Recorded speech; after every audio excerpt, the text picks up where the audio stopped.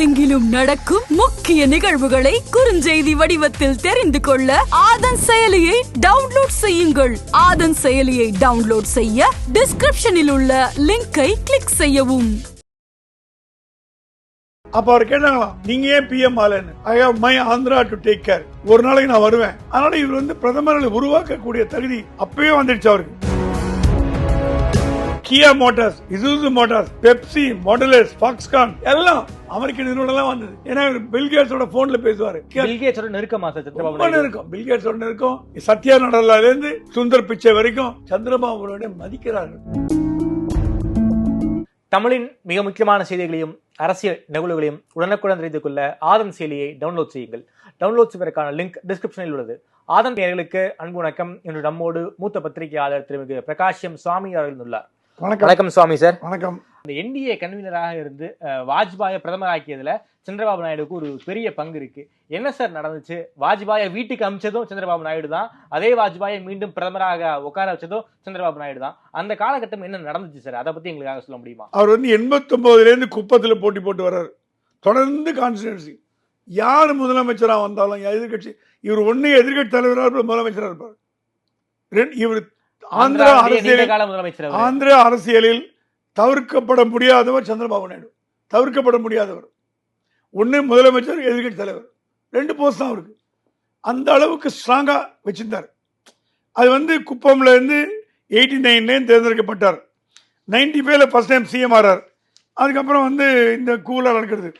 இது என்ன ஆயிடுத்து, இவர் 1996 2004 ஒரு நான் காங்கிரஸ் கொலிஷன் பாலிடிக்ஸ் டெல்லியில் வரணும் அப்படின்னு யுனைடெட் ஃப்ரண்ட் ஒன்று ஆரம்பிச்சார். அதுல 13 கட்சி யுனைடெட் ஃப்ரண்ட், இன்க்ளூடிங் டிஎம்கே. அது வழியா எஸ்டி தேவகவுடாவையும் 96ல 98ல குஜராலையும் பிரதம மந்திரி ஆகின பெருமை சந்திரபாபு நாயுடு உண்டு. கிங் மேக்கர் அப்பவே 90s. அப்ப அவர் கேட்டாங்களாம், நீங்க ஏன் பிஎம் ஆலன்னு? I have my Andhra to take care. என்னுடைய ஆந்திராவை முதல்ல பார்க்கணும். அப்புறம் தான் பிரதமர் ஆசை. ஒரு நாளைக்கு நான் வருவேன் அப்படியே சொன்னார். ஒரு நாளைக்கு நான் வருவேன், இப்ப இல்லை அப்படின்ட்டாராம். அதனால இவர் பிரதமர்களை உருவாக்கக்கூடிய தகுதி அப்பவே வந்துடுச்சு அவருக்கு. என்ன வருஷம்? 1996 98 வந்துடுது பிரதமரை உருவாக்குற தகுதி. அதுக்கப்புறம் என்ன எடுத்து பிஜேபி சிங்கிள் லார்ஜஸ்ட் பார்ட்டியா உருவாயிட்டு வர லோக்சபாவில் சமயத்தில் டிடிபியோட தயவு வாஜ்பாய்க்கு தேவைப்பட்டது. அப்போ டிடிபி 29 எம்பி இருந்தது. என்டிஏக்கு அடுத்தபடியா, பிஜேபிக்கு அடுத்தபடியா இப்ப மாதிரி அந்த பீரியட்ல அவ்வளோ 99 அவ்வளோ 29 எம்பி இருந்து என்டிஏல அட்டல்ஜி கூப்பிட்டாருன்னு அவரு டிடிபி ஆனா அரசாங்கத்தில் ஜாயின் பண்ணல, வெளியிலேருந்து ஆதரவு கொடுத்தது. கன்வீனரா இருந்தார். நான் அமைச்சரவையில் சேர மாட்டேன், வெளியிலேருந்து ஆதரவு கொடுக்குறேன். ஏன்னா அப்போ ரிசர்வேஷன் இருந்தது. இந்து கட்சி, ஏன்னா ஆந்திராவில் இஸ்லாமியர்கள் ரொம்ப அதிகம், அவங்கள பகிச்சிட்டு யாரும் வேலை செய்ய முடியாது. Vote bank. அதனால வெளியிலேருந்து ஆதரவு கொடுத்தார். அந்த வெளியிலேருந்து கொடுத்த ஆதரவு அவருக்கு பிரமாதமான ஒரு எதிர்காலத்தை உருவாக்கி கொடுத்தது. அவர் சொன்னார் issue base support. Vajpayee 8 cabinet மந்திரி தரையினார். மோடி 3 தரைங்கிறாரு, வாஜ்பாய் 8 கேபினட் தரையினாராம்.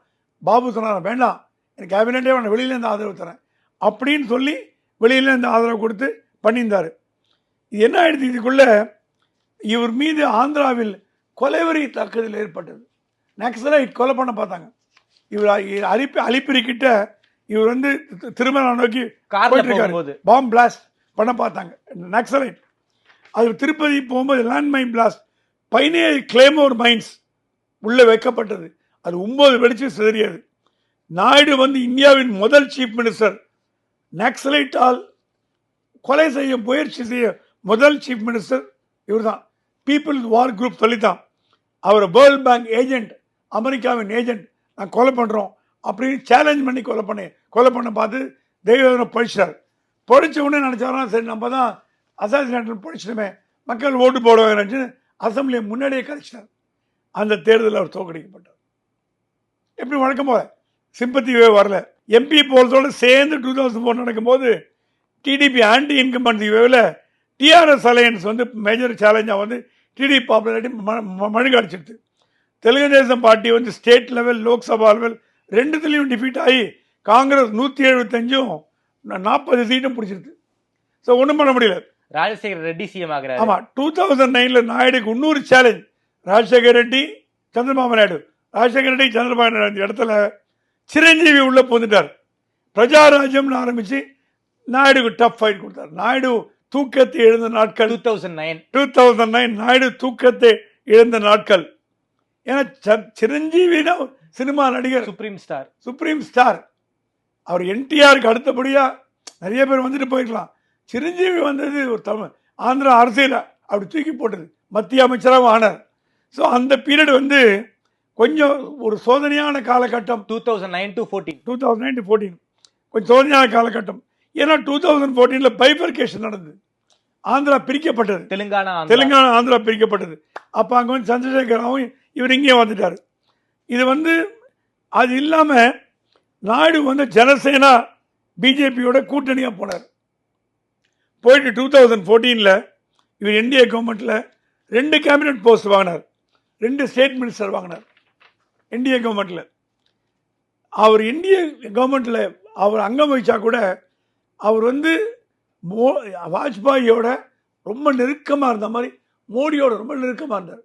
மோடியோட அன்பை பெற்ற ஒரு மற்ற கட்சி சீஃப் மினிஸ்டரில் முதன்மையானவர் சந்திரபாபு நாயுடு. அதுக்கப்புறம் அவர் பார்க்கவே மாட்டேன்னு சொன்னார். ஆமாம், சண்டை வந்தது வாசம். மோடியோட தயவுல தான் அமராவதின்ற புதிய சிட்டியை நிர்ணயம் பண்ணுறதுக்கு பிளான் போட்டார். அடிக்கல் நாட்டிலே மோடி தான். வேர்ல்ட் பேங்க் வந்து ஈஸ் ஆஃப் டூயிங் பிசினஸ் இந்தியாவிலே முதல் மாநிலம் என்று அறிவித்தது ஆந்திராவில். Forbes magazine best chief minister அப்படின்னு போட்டது Chandrababu Naidu. Kia Motors, Isuzu Motors, Pepsi, modulars, Foxconn எல்லாம் அமெரிக்க நிறுவனம்லாம் வந்தது. ஏன்னா பில்கேட்ஸோட போன்ல பேசுவார். நெருக்கமா இருக்கும், பில்கேட்ஸோட நெருக்கம் எல்லாம். அந்த அமெரிக்காவோட ஐடி கம்பெனி அத்தனை பேருமே சத்யா நடலாலேருந்து சுந்தர் பிச்சை வரைக்கும் சந்திரபாபு நாயுடு மதிக்கிறார்கள். ஏன்னா அவர் வந்து நான் 2000 அவர் ப்ரெசன்டேஷன் பண்ணும்போது பவர் பாயிண்டை போய் ப்ரெசன்டேட் பண்ணார். அப்போ சொன்னார், என்ன ஆச்சரியமாக இருக்கு, 2000 பவர் பாயிண்ட் ப்ரெசன்டேஷன் இந்தியன் பாலிட்டிஷனா. அப்போ இந்தியன் பாலிட்டிஷனா ஒரு வேச்சி கட்டிங்கன்னு ஒரு ஜிப்பா மாட்டின்னு அப்போ சூட்டில் கூட போட மாட்டாங்க. 2000 நமக்கு ட்ரெஸ் சென்ஸே இல்லை. மோடி வந்தப்போ தான் ட்ரெஸ் சென்ஸ் வந்தது. இவர் மோடியோட அன்பை பெற்று பிரமாதமாக நடக்கும்போது அந்த தேர்தல் தோற்று போச்சு. என்ன ஆயிடுத்து, அவருக்கு வந்து தவறான அட்வைஸ் கொடுக்கப்பட்டது. அவர் கூட இருந்த முக்கியமான அமைச்சர்கள், முக்கியமான தலைவர்கள்லாம் விலகி போயிட்டாங்க. அதனால தான் வந்து 2 பேருக்கும் லிஃப்ட் வந்து அப்போ கூட வந்து 2016 union home minister Arun Jaitley financial package announce பண்ணார். இன்டர் கிராண்டிங் என்ன பிரச்சனைனா ஆந்திராவுக்கு ஸ்பெஷல் ஸ்டேட்டஸ் போகணும் அப்படின்னு கேட்டுட்டே இருந்தார். அவர் மோடி ஸ்பெஷல் ஸ்டேட்டஸ் கொடுக்க முடியாதுப்பா, உனக்கு கொடுத்தா எல்லாரும் கேட்பான், எப்படி ஸ்பெஷல் ஸ்டேட்டஸ் கொடு. இல்லை, நாங்கள் பாதிக்கப்பட்டவர்கள், தெலுங்கானா எல்லாம் தூக்கிட்டு போச்சு, ஹைதராபாத் தூக்கிட்டு போச்சு, ஐடி தூக்கிட்டு போச்சு, சைபர் சிட்டி தூக்கிட்டு போச்சு, நான் பாதிக்கப்பட்டவன், எனக்கு ஸ்பெஷல் ஸ்டேட்டஸ் கொடுக்க யாருக்கு கொடுக்குறது? எனக்கு நியாயமான கோரிக்கை, ஒடிசா மாதிரி அநியாயமான கோரிக்கை இல்லை, நியாயமான கோரிக்கை. மோடி சொன்னாலும் உன் நியாயம் நான் ஒத்துக்கிறேன். அருண் ஜேட்லி கொடு, ஃபினான்ஷியல் பேக்கேஜ் போடு, எவ்வளோ கேட்குறாரோ அதை கொடு, அதிகமாகவே கொடு. மோடி சொன்ன வார்த்தை. அருண் ஜேட்லி ஃபினான்ஷியல் பேக்கேஜ் போட்டு கொடுத்த போது கூட திருப்தி அடையாமல் கூட்டணி முடிச்சுன்னு வந்துட்டார். முடிச்சுன்னு வந்ததோடு இல்லாமல் மோடியோட சண்டை போட்டுன்னு தர்ம போராட்ட தீக்ஷா அப்படின்னு டெல்லியில் ஒரு போராட்டம் பண்ணார் மோடிக்கு எதிராக. இதே சந்திரபாபு நாயுடு மோடிக்கு எதிராக போராட்டம் பண்ணார். மோடி ஒழிகன்னாரு, சர்வாதிகார அரசுன்னாரு. டிடிபியோட அலையன்ஸ் காங்கிரஸ் வச்சுன்னு 2018 எம்எல்ஏ போட்டு காங்கிரஸ், டிடிபி, கம்யூனிஸ்ட் பார்ட்டி மகா கூட்டணி போட்டு டிஆர்எஸ் டிஃபீட் பண்ணு கூட்டணி போட்டது. சரி, இது எதை காட்டுறதுன்னா டிடிபி வந்து ஆன்டி காங்கிரஸ் உள்ள வந்தது. காங்கிரஸுக்கு எதிராக துவக்கப்பட்டதான் தெலுங்கு தேசம் கட்சி. ஏன்னா என்டிஆரை வந்து காங்கிரஸ் அவமானப்படுத்தினாங்க அப்படின்ற ஒரே நோக்கத்தில் துவக்கப்பட்ட கட்சி தான் தெலுங்கு தேசம் கட்சி. அந்த கட்சியே காங்கிரஸோட சேர்ந்தது மக்களுக்கு பிடிக்கல. அவங்க விவரமானவங்க, அதனாலதான் ஜெகனை ஓட்டு போட்டு தேர்ந்தெடுத்தாங்க. ஓகே, காங்கிரஸ் கூட்டணி கூடாது. அப்புறம் இப்ப பவன் கல்யாணோட ஜாயின் பண்ணி என்டிஏ கூட்டணியில் வந்து இப்ப கிங் மேக்கரா வந்திருக்காரு. ஸோ அவருடைய அரசியல் வாழ்க்கை ஏற்றத்தாழ்வுகளை உடையது. கிங் மேக்கரா இருந்தார், ஒன்றுமே இல்லாமல் போனார், திருப்பி எழுந்தார்.